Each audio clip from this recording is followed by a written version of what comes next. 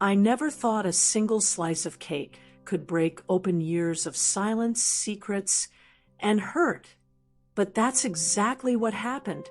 And if you had told me, even a year ago, that my own daughter would stand in front of me on her wedding day, look me in the eye, and say, "Don't touch the cake," as if I were some stranger who didn't know any better, I would have laughed, or maybe I would have cried. I'm still not sure. But I remember that moment like it's happening right now. Her voice wasn't soft.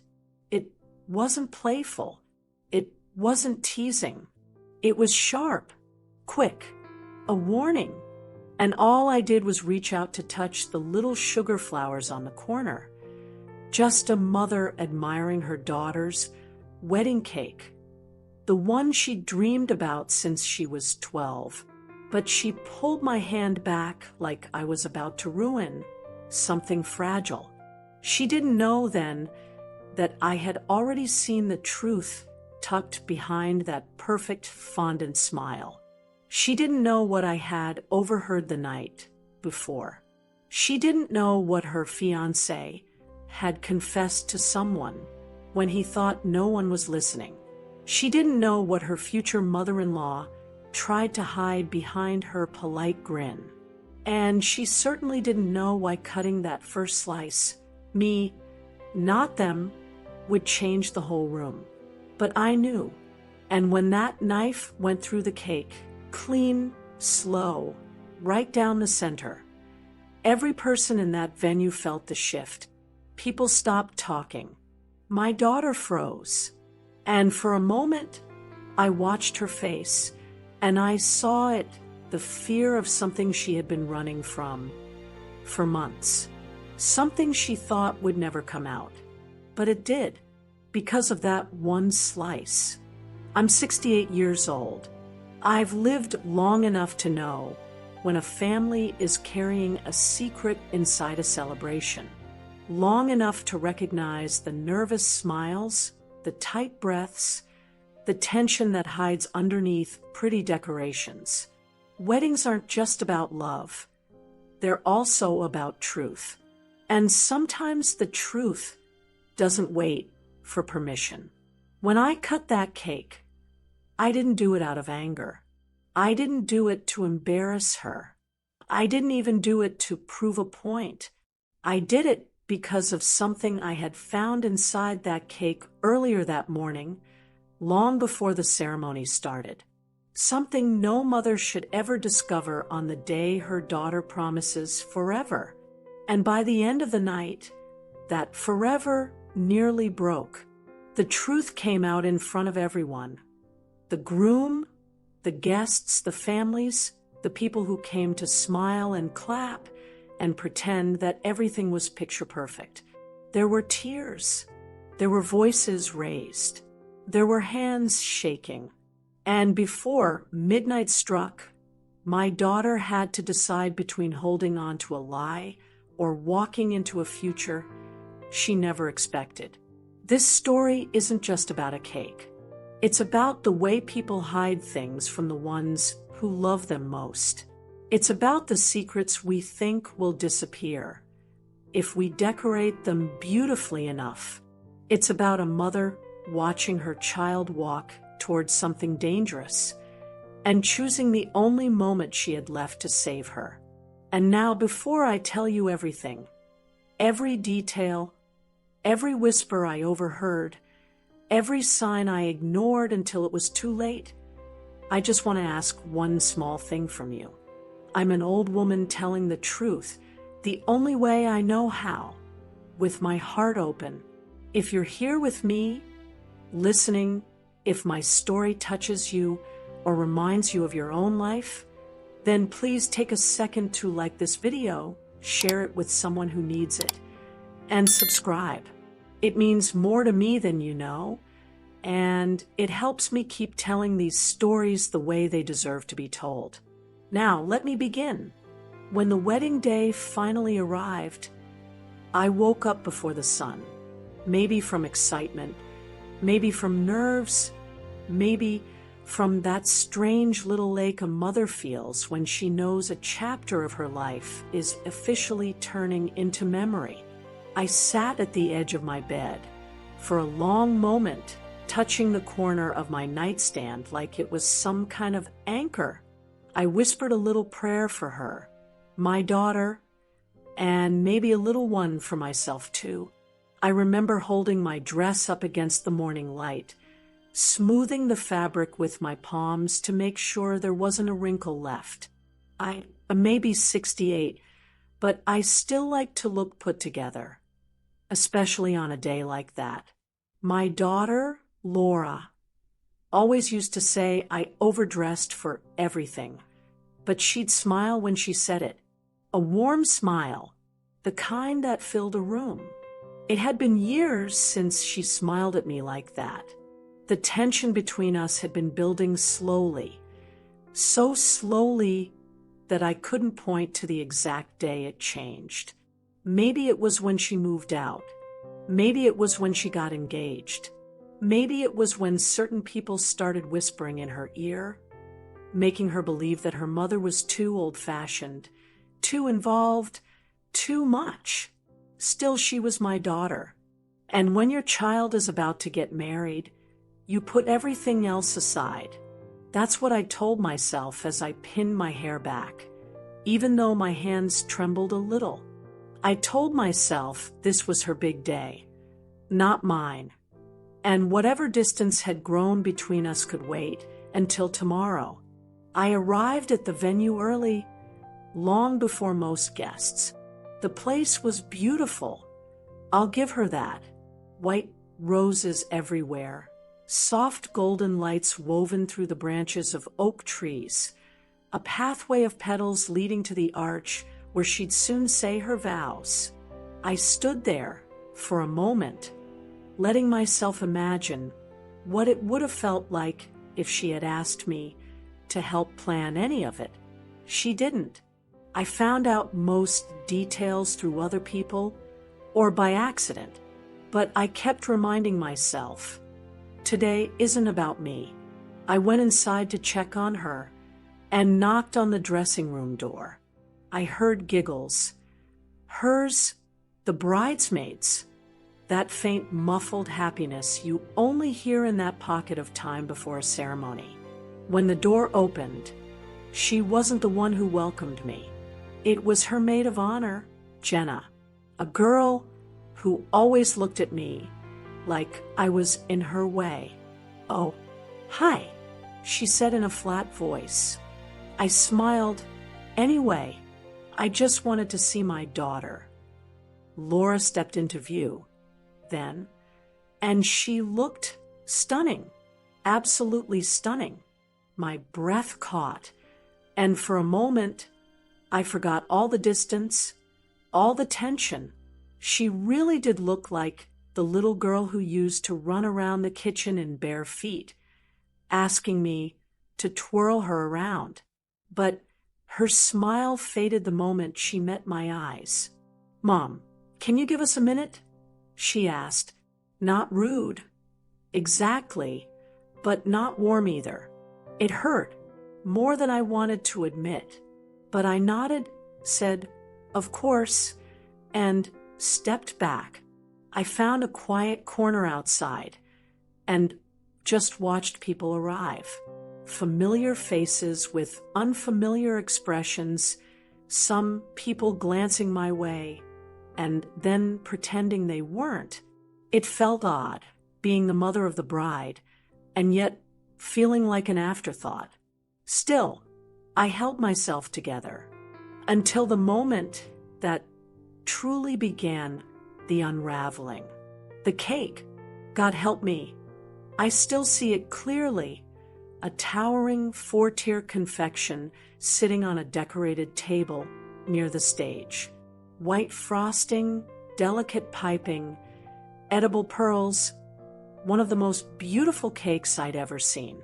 And I knew, without doubt, that Laura hadn't baked it. She used to bake with me growing up, and part of me hoped she'd want us to bake her wedding cake together. Even just a small one for tradition's sake. She didn't ask, but I approached it anyway, curious, admiring, letting myself get lost in memory. And that's when she appeared behind me, my daughter, her dress brushing the floor, her bouquet trembling slightly in her hand. "Mom," she said sharply, "don't touch the wedding cake." For a second, I thought she was joking, so I laughed softly. She wasn't joking. Her face had that tightness, lips pressed thin, eyes darting around to see who was watching, like she was embarrassed of me. I wasn't touching it. I said quietly, "I was just looking." "Just please," she whispered, "don't go near it. It's important." Important. The word stung more than it should have, as if I somehow wasn't careful enough, steady enough, capable enough to be trusted near a dessert. I stepped back, putting a gentle hand on her arm. "Sweetheart, She pulled away, subtle, but enough that my heart clenched. Just then, her fiancé's mother approached, a woman who'd always acted like she owned every room she entered. "Laura, darling," she said with a smile, "everything okay here?" Laura straightened immediately. "Yes, just making sure the cake stays perfect." Her mother-in-law-to-be chuckled. "Well, as long as nobody messes with it, it should be fine." She looked at me when she said it, right at me, and my daughter didn't say a word. She didn't defend me, didn't reassure me, didn't remind anyone that I was her mother. She just stood there, silent, adjusting her bouquet like the conversation wasn't happening. I forced a smile, excused myself, and walked away before the tears could fall. It's strange, isn't it? How a cake, a simple cake, can reveal the cracks in a relationship you've spent decades building. I tried telling myself I was overreacting, that she was stressed, that weddings make people behave strangely. But deep down, I knew it wasn't just about the cake. It was everything. Years of distance, of unspoken things, of me trying to hold on and her trying to push away. Even so, I stayed. Of course I stayed. I stood through the ceremony, the vows, the cheers. I smiled for photos, even when she barely looked my way. I hugged guests who told me how lovely everything was. I listened to toasts where people thanked everyone except me. But then came the moment, the exact moment, where everything shifted, not gently, not gradually, but all at once. The first slice. Tradition says the mother of the bride helps cut the first slice of cake. Not everyone follows it, but in our family, we always did.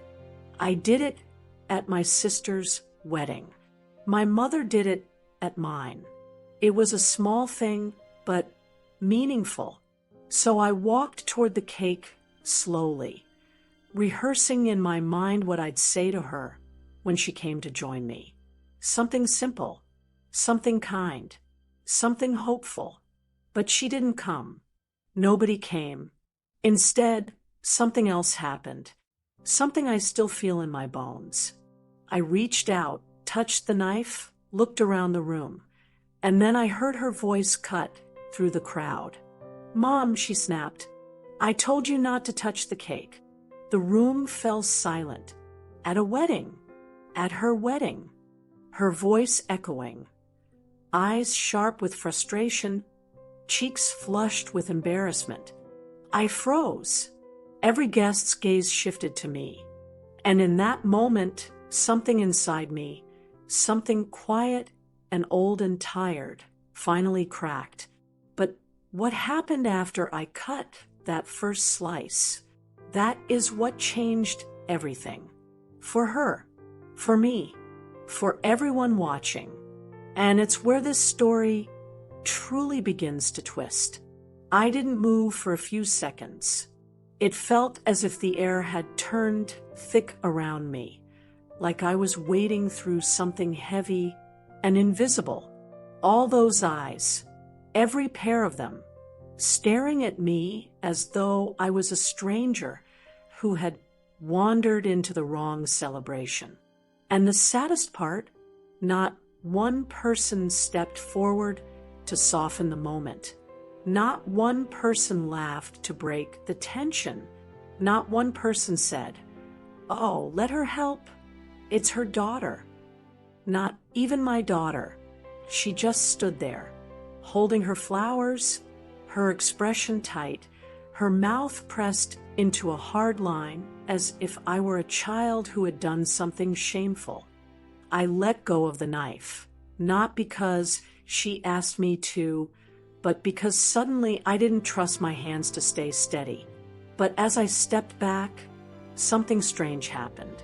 Something I didn't expect in a room full of people who seemed embarrassed by my presence. My hand brushed against the edge of the cake table, and the tiniest part of the frosting smudged onto my fingertip. Just a dot, a small, harmless touch. But Laura saw it, and the look that crossed her face. Oh, God, I wish I could unsee it. It wasn't anger. It wasn't frustration. It was disgust. Disgust at her own mother. "Mom," she said again, quieter this time, but sharper. "Do you always have to make everything about you?" That sentence, that one sentence, it landed harder than any scream could have, because it told me something she had never said out loud before. She didn't see me as part of her life anymore, only as part of the problems she wanted to leave behind. I stepped away from the cake table, my heart thudding so loudly I could feel it in my fingertips. Nobody dared to look directly at me now. They all kept their eyes on the floor, the ceiling, anywhere except my face. I made my way to a chair in the corner of the venue and sat down slowly, like an old tree folding into itself. I watched the guests move around as though nothing had happened. I watched servers adjust glasses and straighten plates. I watched the photographer take pictures of the bridal party, who all smiled as if the air wasn't still trembling with tension. I wondered whether my late husband would have been heartbroken or furious if he had witnessed that moment. He always loved Laura fiercely, sometimes too fiercely.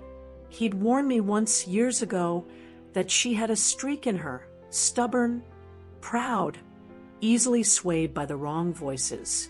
I brushed it off then. I said she'd grow out of it. I said she'd find her footing. Now, I wasn't so sure. A soft voice broke through my thoughts. "Do you want some water?" the server asked gently. I looked up, startled. She was a young woman, maybe 20. Her eyes were kind, too kind. The kind of kind that people use when they think you might cry. "No, sweetheart." I whispered, "I'm all right." But I wasn't all right at all. I took a deep breath and stood up, suddenly needing air.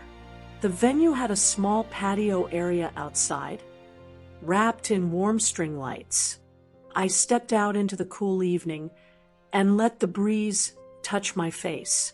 For a moment, I closed my eyes and just breathed. Then I heard it. Voices. Not loud, but clear enough. They were right around the corner, partially hidden behind the tall bushes that lined the walkway. At first, I wasn't going to eavesdrop. That's not something I do. But then I heard her voice, my daughter's voice, and something in my heart told me to listen. She's unbelievable, Laura said, her tone sharp with annoyance. I told her not to touch the cake. She just doesn't listen. Her husband murmured something, but I couldn't hear him clearly. Then her mother-in-law's voice chimed in, crisp, confident, cutting. I tried telling you, Laura, you give her an inch, she'll take over. You should have set boundaries long ago. People her age always think they know better. A short laugh followed. Laura's laugh. My daughter laughing at me. I know, Laura said. I don't want her embarrassing me in front of everyone today. My chest tightened. Embarrassing her? Me? On her wedding day? Her husband spoke softly. She's still your mom. There was a brief pause, and for a second I let myself hope.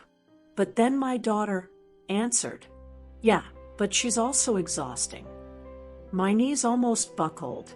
Something inside me, the part that used to tuck her into bed, the part that packed her lunches, the part that stayed awake through feverish nights. It felt like it was being torn apart piece by piece. I backed away quietly, careful not to make a sound. I didn't want to hear more. I couldn't. I found another quiet corner and sat down again, folding my hands together, pressing my fingertips against each other so I wouldn't tremble. Just then, one of the venue coordinators approached me briskly. Ma'am, she said politely, the couple wants you back inside. They're ready to cut the cake. I froze. Back inside. To cut the cake. The same cake I had just been scolded for touching. My stomach turned with a mixture of dread and heartbreak. Still, I nodded, because what else could I do? Ruin her wedding by refusing? Leave the room and give the guests something else to talk about? No.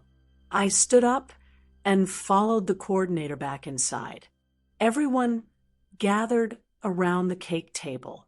Cameras were out, flashes ready, smiles wide. My daughter stood next to her husband, holding his arm tightly. She didn't even look at me. The photographer raised his camera. All right, everyone, time to cut the first slice.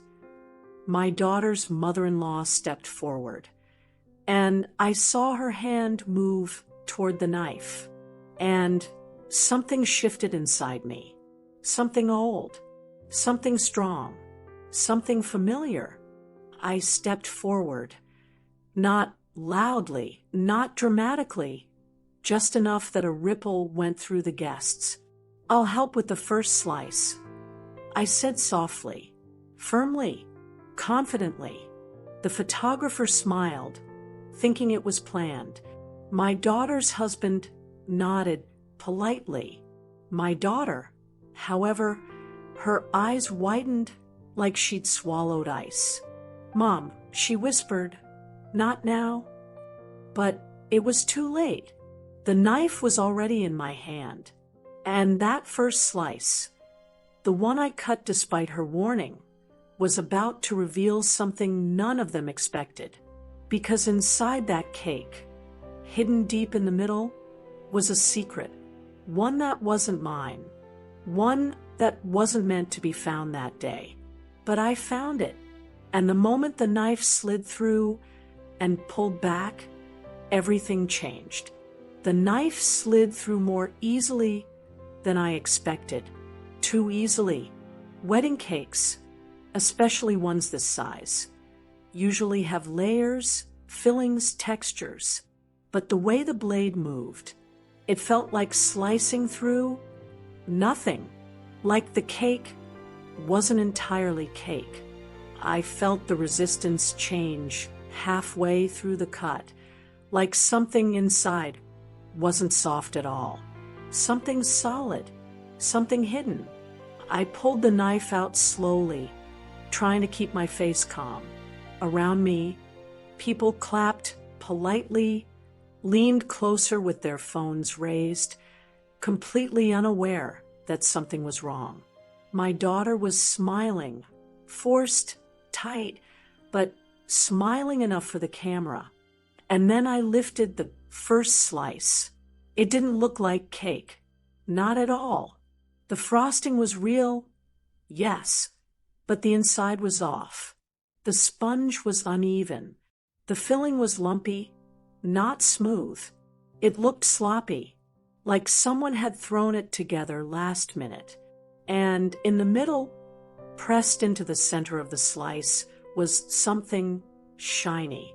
A little plastic bag, the kind used for cash or tiny items. Gasps spread through the room.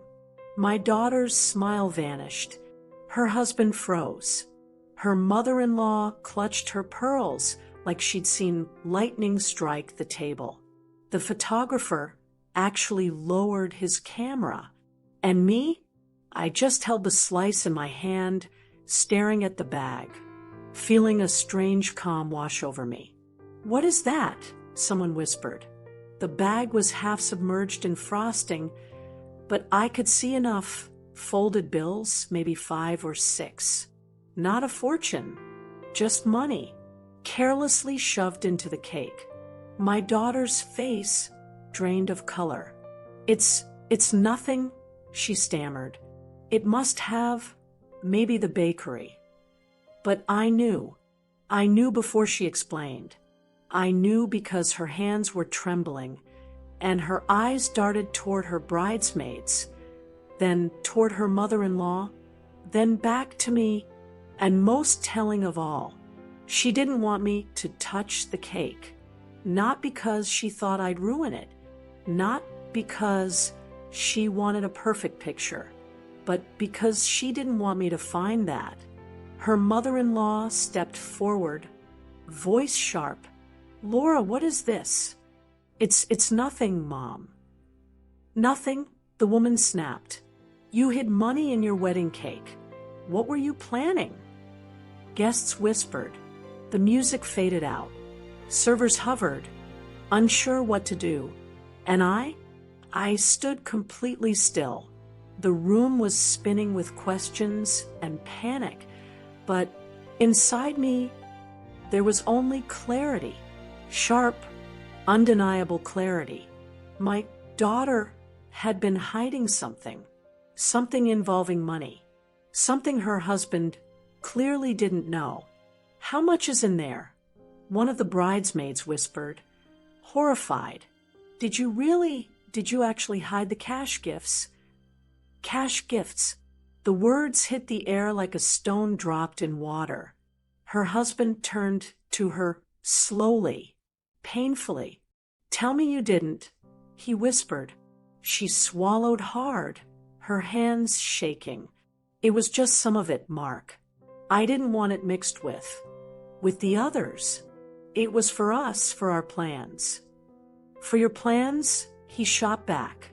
"We agreed everything would go into a shared account. Everything." Her mother-in-law shook her head in disbelief. "I told you she was irresponsible. I warned you." My daughter's voice cracked. "I wasn't being irresponsible. I was just trying to—" She stopped. Her eyes flicked toward me. For a split second, she looked like a child again, caught doing something she couldn't explain. And then her expression hardened. "Blamed me. This is why I didn't want you near the cake," she snapped suddenly, her voice breaking with frustration. "You always ruin things." The room turned silent again. Every head swiveled toward me. Every pair of eyes landed on my face. I felt the weight of the moment pressing against my ribs, but I didn't respond angrily. I didn't raise my voice. I didn't argue. Instead, I placed the cake slice gently back onto the table, and I met her gaze. "You hid it," I said, my voice quiet but steady. "And you didn't want anyone to know. I just happened to be the one standing there when the truth came out." Her mouth fell open slightly, shocked that I spoke so plainly. Her husband ran a hand down his face, looking defeated. "This is not how our wedding day was supposed to go," he muttered. The guests began murmuring again, soft ripple after ripple through the room. She hid money? In the cake? Why would she do that? Who hides cash in a wedding cake? And above all those voices, one truth rang louder in my mind. She wasn't embarrassed by the cake. She wasn't embarrassed by the mistake. She was embarrassed by me, by my presence, by the fact that I uncovered something she'd hoped would stay buried forever. She stepped closer to me, tears in her eyes, not the soft kind, but frustrated, angry tears. "Why'd you have to be here?" she whispered fiercely. "Why couldn't you just sit down and stay out of the way?" I inhaled slowly, feeling my heart ache deeper than anything physical. "Because I'm your mother," I said gently, "and mothers show up, even when they aren't wanted." Her face tightened again, as if my words hurt more than they healed. The coordinator hurried to the DJ booth, whispering frantically. Music started again. Awkward, too cheerful for the moment. Some guests stepped away, pretending nothing happened. A few others stayed frozen, not knowing where to look. But the mood of the room had changed. Completely, irreversibly. And as the night went on, as the dancing began, as the photos resumed, as people pretended the cake incident never happened, I watched my daughter unravel quietly. Every smile was weaker. Every laugh was shorter. Every glance from her husband was colder. What she didn't realize yet, what none of them realized, was that tonight was not the end of the truth. It was only the beginning, because the secret inside the cake, it wasn't the only secret she'd been keeping. And the next secret, the one I would uncover after the wedding, would shake her world far more than a little hidden money. It would force her to face me, to face herself, to face everything she had tried to bury. And that confrontation, that would become the moment this story turns into something none of them expected. I remember standing there at the reception, holding that first slice of cake, while the entire room froze around me. People didn't even blink. Even the music felt like it paused mid-note. And my daughter, my beautiful Emily, stood there shaking her head as if I had committed the biggest crime of her wedding day. But the part no one knew, none of those guests, none of those relatives who judged me with their stares, was that the moment that knife touched the cake, I saw something that pulled me out of that crowded room and dragged me straight back into the past. It was the smell of the icing, that soft vanilla almond blend, the same smell I used on the first birthday cake I ever made for Emily when she turned 1. I remember how tiny her hands were, how she wasn't even sure whether she should touch the cake or not. She looked at it with those big curious eyes, and when I placed her hand on the frosting, she laughed so hard she hiccuped. Now here I was 47 years later, holding a slice of her wedding cake, being told I had no right to touch it. That contrast alone tightened my chest. As I stood there, I could see Emily rushing toward me, grabbing my wrist, Not harsh enough to hurt me, but firm enough to send a message. She whispered through clenched teeth, "Mom, what are you doing? I told you not to touch it yet." Her tone wasn't angry. It was panicked, and I didn't understand why. All I did was follow the tradition. In our family, I always cut the first slice of celebration cakes. My mother did it before me, and her mother before her. It wasn't just a slice. It was blessing. It was love. It was a silent prayer that the moment being celebrated would be protected. But Emily wasn't thinking about tradition. Not today. She looked terrified, really terrified. And before I could even form a question, she pulled me aside, guiding me through the ballroom, past the round tables decorated with peach roses, past the candlelit centerpieces, past the murmuring guests who wondered what in the world just happened. We reached the little hallway outside the reception room, where the music was muffled and the air smelled more like cleaning detergent than roses. She closed the door behind us, and then she leaned back on it, like she was trying to keep the whole world from walking in. "Mom, why did you do that?" she whispered. I frowned. "Emmy, sweetheart, it's just a slice of cake. I didn't think." "That's the problem," she said. "You didn't think." Her voice cracked, not in anger. No, it cracked in fear.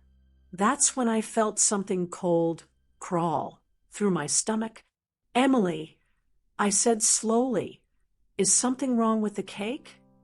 She didn't speak. She didn't move. She just stared at the floor. That's when I noticed her hands were shaking. "Emily," I said again, softer, "Sweetheart, talk to me." She swallowed hard. It wasn't supposed to go like this. I felt my breath shorten. "Go like what?" She suddenly lifted her head. Her eyes were glossy, emotional, and yet determined. "Mom, that cake." She pressed her lips together like she was scared of her own words. "It wasn't ready for anyone to touch. Not you, not the guests, not even me yet." My heart thudded. "Emily, why? What aren't you telling me?" She hesitated for a long moment. Then she stepped closer and took my hands in hers, tightly, like she was bracing herself. "Mom, that cake wasn't just a cake." My voice shook. "What do you mean?" She inhaled deeply. "It was a surprise for you, for today, for my wedding, for everything you've done for me. That cake wasn't supposed to be cut until after the speech. And the speech was going to reveal the surprise. A surprise for me? Slowly, painfully, like walking barefoot through snow, she explained. The cake had a second layer, not visible from the outside.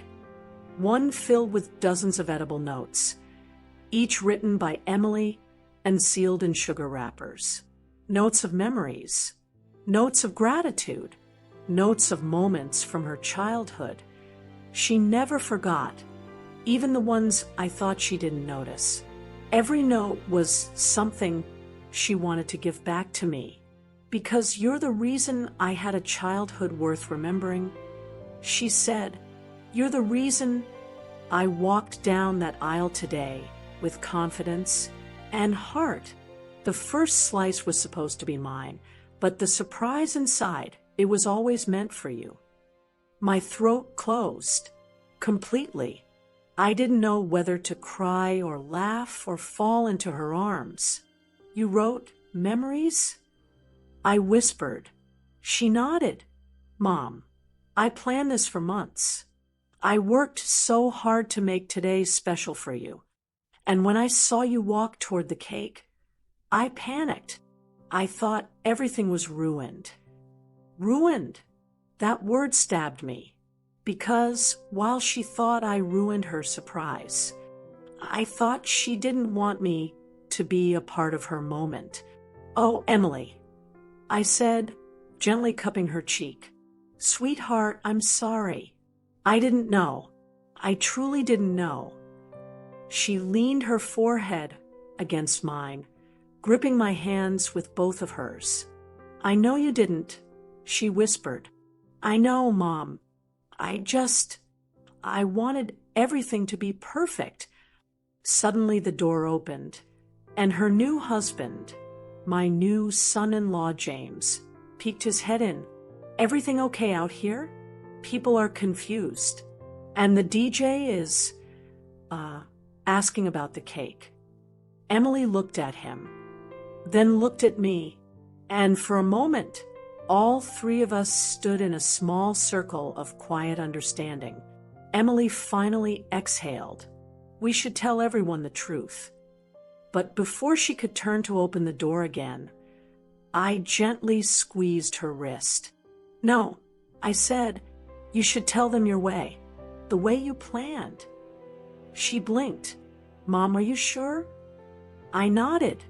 "It's your day, and you deserve to share your surprise the way you imagined."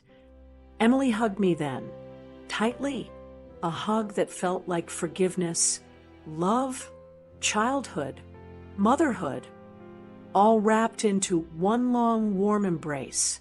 Then she pulled back, wiped her eyes, and took a deep breath.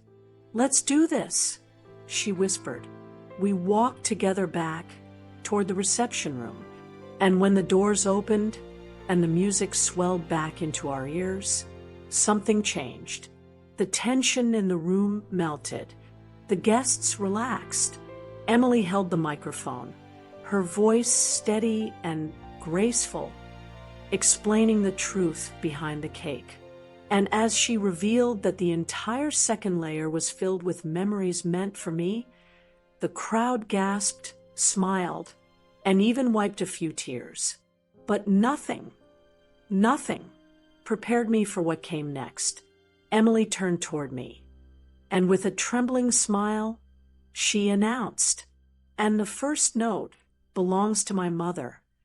She reached into the cake, gently pulling out the first sugar-wrapped memory. She handed it to me. I unwrapped it with fingers that felt too old and too young at the same time. Inside the little sugary envelope was a tiny note. "You are the first person who ever made me feel safe." The world blurred, my knees weakened, and the room erupted in soft applause, sniffles, and warm smiles.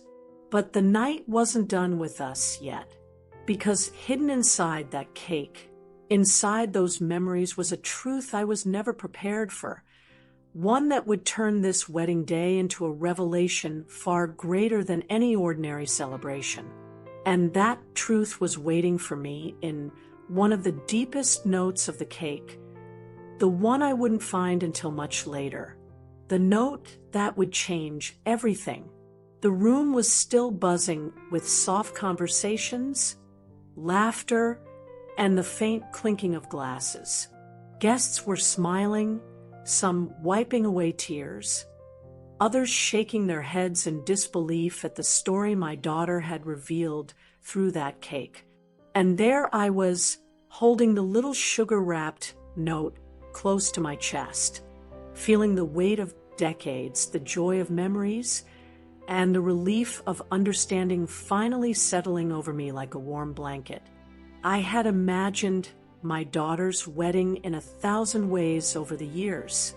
I had pictured laughter, dancing, maybe even a few tears, but never this, never a moment where I realized that despite all the misunderstandings, the silences, and the little arguments we'd had over the years, love had quietly been brewing underneath everything.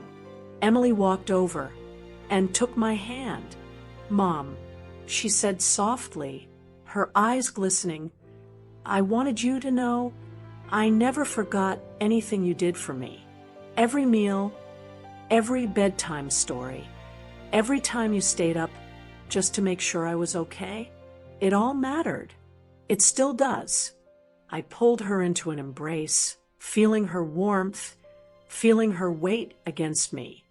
The weight of the years and love I thought had been overshadowed by the chaos of the wedding day. And as I held her, I realized how easily misunderstandings can cloud even the deepest of bonds. How pride, frustration, and hurried words can make us forget that love has always been there, waiting quietly for recognition. Her husband, James, came and gently placed a hand on my shoulder. "I've never seen Emily happier than when she talks about you," he said. "Even if she doesn't say it out loud, I can see it." I smiled at him, a tired but grateful smile, and I realized something important. The struggles we face with family, misunderstandings, arguments, even the moments that hurt us deeply. These things are temporary if we choose to see them in the light of love, if we choose patience, forgiveness, and empathy. The bond we have with our children, our family, can always be repaired. Later that evening, as the last guests left and the music faded into a quiet hum, Emily and I sat together at a small corner table. We didn't need words at first. We just held hands, feeling the comfort of presence, the kind of presence that no disagreement, no misunderstanding could ever erase. Finally, she looked at me with that familiar warmth in her eyes. "Mom," she said, voice breaking softly, "I hope you know I love you. I always have, and I always will." I nodded, trying to keep my own tears at bay. "I love you too, Emily," I whispered. "Even when I thought you didn't see me, I knew in my heart you always did. And today, I understand that better than ever." That night, I went to bed feeling something I hadn't felt in a long time: peace. Not just peace with the events of the day, but peace with the past. All the misunderstandings, the silences, the little moments of tension, they were finally outweighed by understanding, forgiveness, and love. And I thought to myself as I drifted off to sleep, that life is full of moments like these, moments where pride can fade, hearts can heal, and family bonds, even after years of distance or hurt, can be restored stronger than ever. So to anyone listening now, anyone who has felt pushed aside, misunderstood, or even forgotten by their own family, know this: love has a way of finding its way back. It may be through a word, a gesture, or a simple act of recognition, but it will find its way. And when it does, embrace it, hold it, let it remind you why family, with all its imperfections, is always worth cherishing. Emily came to me one last time before leaving the hall, hugging me tightly. "Thank you, Mom," she whispered, "for everything, for the cake, for the memories, for being you." I hugged her back, feeling a sense of closure and joy unlike anything I had imagined that morning. And as she left, I knew that despite the chaos, the small arguments, the moments of doubt, this day, the wedding, the cake, the surprise, and the revelation had brought us closer than ever before. If you are listening to this story and it touched your heart in any way, I hope you will take a moment to show love to the people in your life. Tell them you see them. Thank them for the little things. Cherish the moments, because one day, these will be the memories that hold your family together. Please like, share, and subscribe to this channel. Share this story with someone who needs a reminder that love, patience and understanding can heal even the deepest wounds. Let's remind each other that even in the toughest moments, family is worth fighting for, worth celebrating, and worth cherishing. And now, my story is over, but the memory of that day, the laughter, the tears, the first slice of cake, and the heartfelt notes will stay with me forever, a quiet reminder that love, when nurtured and recognized, can turn even the most ordinary days into moments we carry for a lifetime.